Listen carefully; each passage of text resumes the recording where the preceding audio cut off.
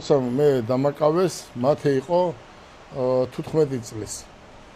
და წარმოიდგინეთ თქვენ ქართული კანონის თანახმად, რადგან დამაკავეს, გადამიყვანეს გლდანის მერვე დაწესებულებაში და სხვა შანსი არ არსებობდა, რომ მათე მენახა ან დამერეკა მათესთვის, როცა დღეში მაინც 100-ჯერ მოვიკითხავდი სახლში რომ ვიყავი თუ სად იყო. როცა დამაკავეს, ვერაფრით ვერ შევძელი, ვერც გავლენით, ვერც უგავლენოდ ვერ შევძელი, რომ მათეზე მე დამერეკა. იმიტომ რომ მე ხო დიდი დამნაშავე ვიყავი და ამიტომ რაღაცა სასწაული ხდებოდა და ერთი სიტყვით გავიდა 3 თვე, 5 თვე, 6 თვე და ესეთი მომენტი იყო, რომ როცა უკვე მომისაჯეს 6 წელი, უნდა დამთავრდეს 9 თვე და 9 თვე რომ დამთავრდა, მომისაჯეს 6 წელი. და 6 წელი რომ მომისაჯეს, კიდევ ვიმეორებ, რომ ალბათ ციხის ხელმძღვანელობამ, ადმინისტრაციამ, თვითონ დეპარტამენტში ძალიან კარგი ბიჭები იყვნენ, დათო ბედია და სხვა და სხვები და ალბათ გადაწყვიტეს, რომ კარგი რა გინდათ ამ კაცთან და შვილთან მაინც დავარეკიოთო და დამარეკიეს.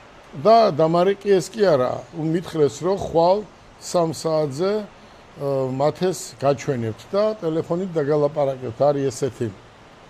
მე აქეთ უნდა დავждე, მათე იქით შუაში არის შუშა, ხმა არ ისმის, მაგრამ ტელეფონით ისმის ხმა, ეს ადვოკატებმა იციან და თვითონ პატიმრებმა, ვისაც გაუულია ეს გზა, ყველა მისის. ჩამომიყვანეს 10 წუთით ადრე ვზივარ და ველოდები მათეს. აი როგორი იყო იცი ის დრო ჩემთვის და ის წუთები. ეს იყო რაღაცა ვერაფერს ვერ ვხედავდი. აი ტვინი საერთოდ გამეყინა. აი რომელ წამს ახლა შემოვა და შემოვიდა მათეში. რო შემოვიდა მათეს სახეში რო შევხედე, აი მიღიმოდა სავით. მე აქეთ ვიჯექი თვითონ კიდე მიღიმის მე ხმა ვერ ამოვიღე, დაждდა, აიღო ტელეფონი და რაღაც უნდა მეთქვა, ხო, როგორ ახარ მამა ან რაღაცა რო უნდა მეთქვა. წარმოიდგინეთ თქვენ 13 თუ 14 წუთი მე ხმა ვერ ამოვიღე და თვალიდან ცრემლები ესე მომდიოდა.